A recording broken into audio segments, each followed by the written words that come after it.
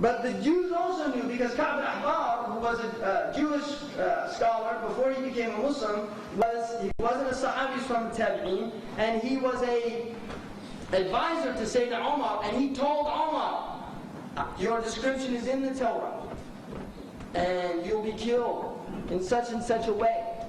So Umar himself was in the books of the Jews.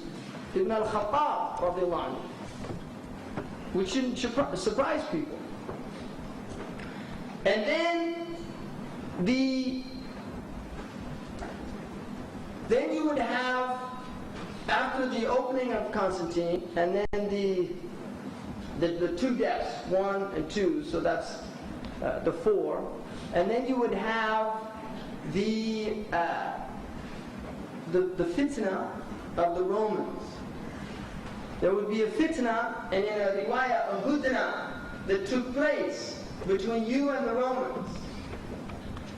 And the Prophet ﷺ said that the Romans would come to you with 80 flags. And under each flag would be 12,000 soldiers. 80 flags, and under each flag would be 12,000 soldiers. Now the Romans don't have 80 countries. But it says tahta 80 ghaya, under 80 flags. So it's like an umbrella. And this is, Allahu A'lam, a clear indication of the United Nations, or something similar to it. If you do that, you will find it's close to 1 million. So close to 1 million soldiers under the authority of the Romans, which are the Europeans. When you read Rome in the Hadith, you understand it to be the Europeans, the Franks, the Germans, the Anglo-Saxon, the Italians, the Spanish. These are the Romans, Rome. Ban al-Asfar, the light-skinned people, they're also called in the Hadith. So the Prophet ﷺ told us that that would happen. And he also said that the malhama would take place after that.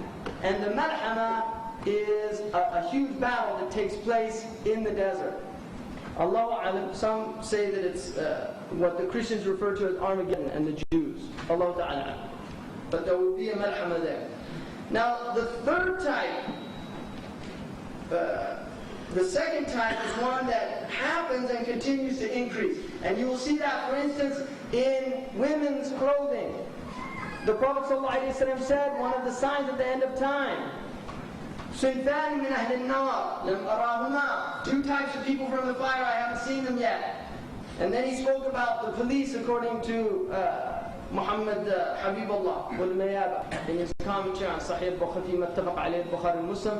He said that رِجَالٌ لَهُمْ سِيَاطٌ يَضْرِبُونَ النَّاسَ بِهَا, men who have siyat كَأَذْنَابَ الْبَقَرِ, and they hit people. And in a riwayat, يَغْضُونَ فِي سَخَطِ اللَّهِ وَيَرَوْحُونَ فِي عَقْبِهِ, they go in the morning, they're in the anger, wrath of Allah, and when they go in the afternoon, they're in the wrath of Allah. And these are people who support tyrants and beat people down, like we're seeing now in many places in the earth.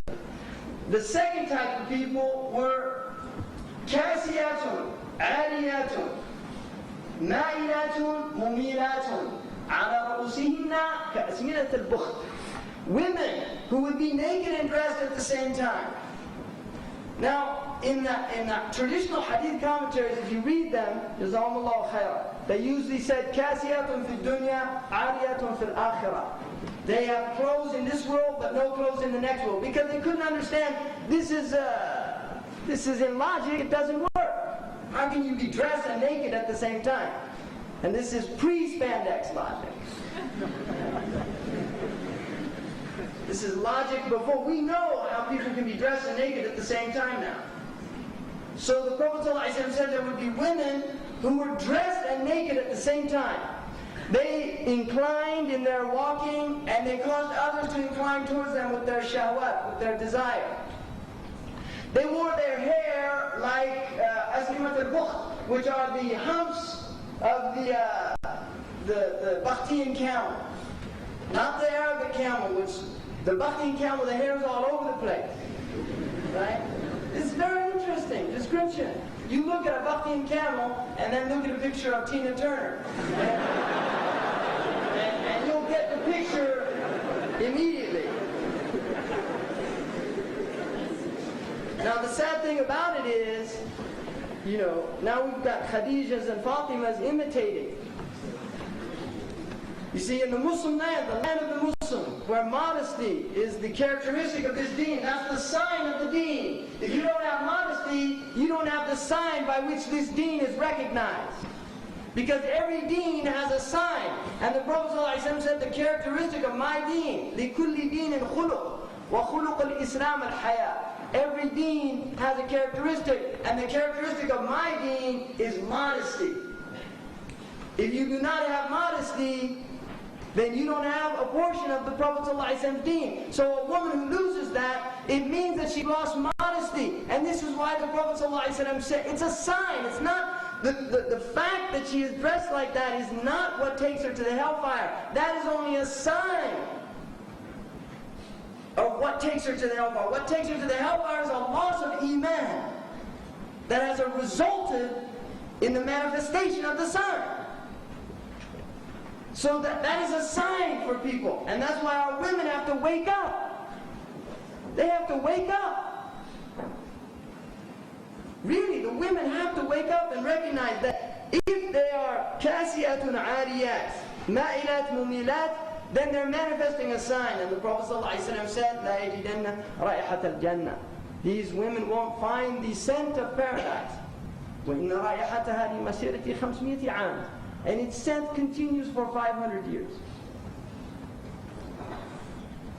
Now, that obviously, sufur, or women not wearing proper clothing, was a sign that scholars have been complaining about since the 1st century. But if they were alive now, they would have to pass out. They wouldn't have a. There's no frame of reference. Right? Seriously. There's no frame of reference. So the later people are only completing the sign. It continues to increase until by the end of time, the Prophet ﷺ said that a man will have a woman on the side of the road.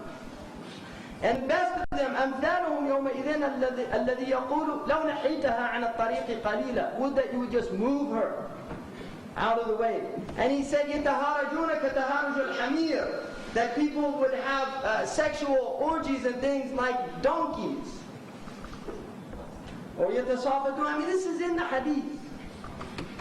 And this is all from blind imitation.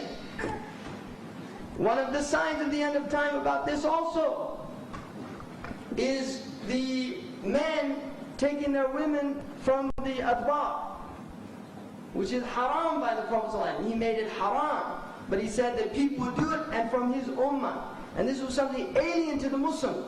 But because of the widespread of pornography in these things in which the Muslims are engaged in, the widespread of pornography in the Muslim land, and now with the satellite dish, they can bring it into their own homes in Mecca and Medina. Really? It's not an exaggeration. So those signs continue. And then finally, the great signs that haven't come. By consensus of our scholars for some time now, all of the lesser signs have come. All of them. They're complete. They're called Ashrat al-Sughra, Alamat al-Sughra. And I wanted to read one hadith.